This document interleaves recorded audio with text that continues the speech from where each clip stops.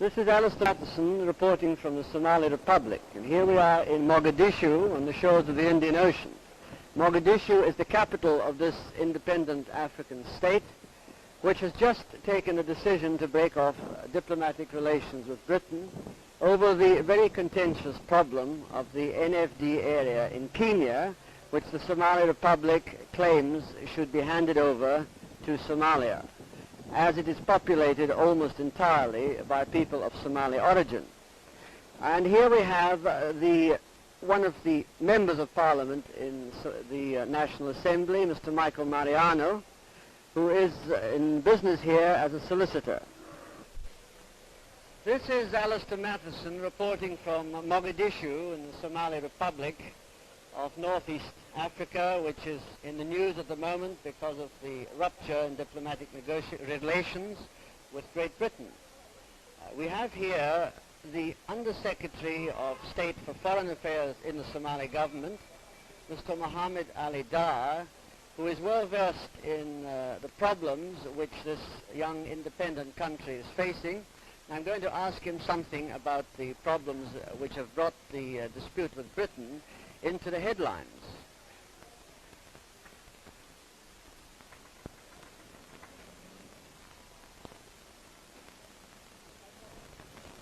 All right.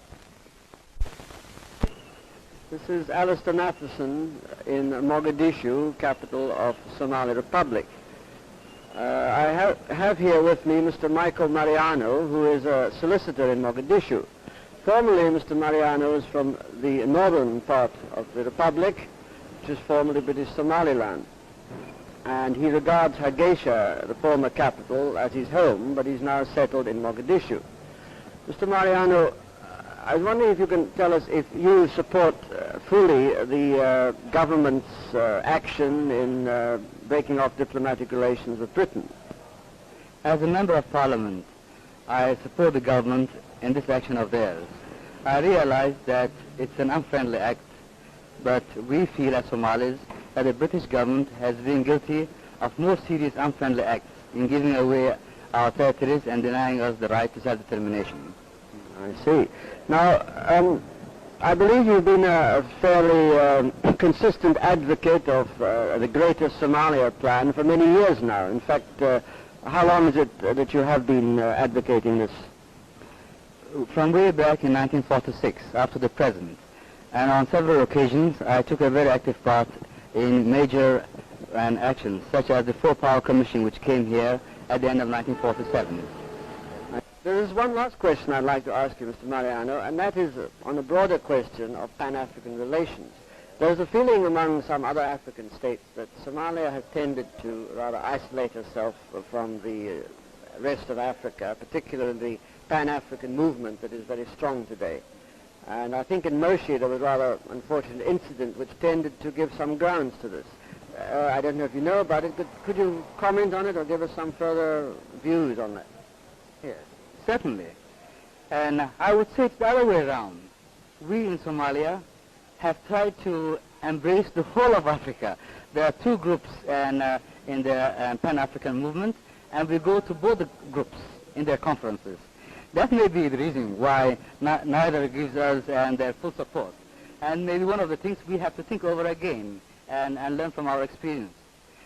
In the case of Moshi, and I feel there, it's a question of everyone having in their minds the NFD question. So the Kenyan leaders, already having been committed to one attitude of mind, felt that it was necessary that they should walk out, since the question was raised. And our delegate there felt that that was an opportunity at which he could explain the point of view of the Somali people, and he took the opportunity. I feel that there is a lot of propaganda due to misunderstandings and wrong emphasis and perhaps wrong information. And we've got to go a long way before we can, each of us in the East African group, really understand each other's problems, and from understanding only can come tolerance. Thank you very much.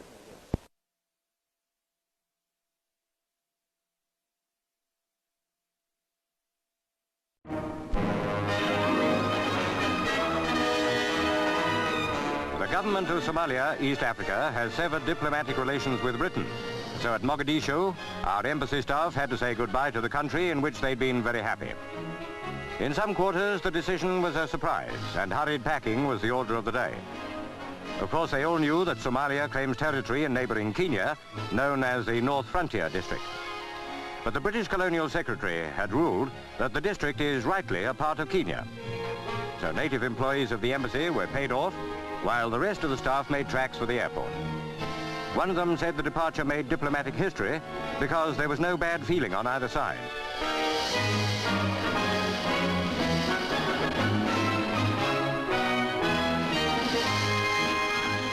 Nairobi, Kenya, was the first stop on the way home. All hoped for a speedy return of friendship between Britain and Somalia.